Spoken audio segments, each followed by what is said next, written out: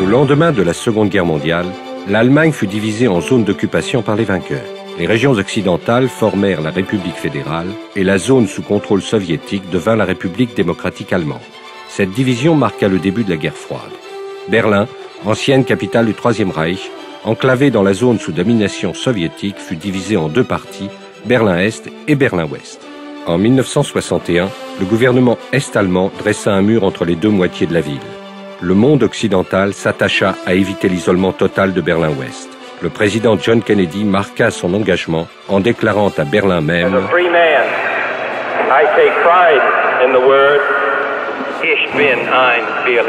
À deux doigts de la guerre nucléaire, les États-Unis et l'URSS choisirent le statu quo. Mais le mur, élément du rideau de fer, demeura le front symbolique de la guerre froide. Au milieu des années 80, les tensions nées de la guerre froide s'apaisèrent grâce à la politique d'ouverture du président soviétique Mikhaïl Gorbatchev. Finalement, en novembre 1989, l'ouverture des frontières permit la libre circulation entre les deux moitiés de la ville.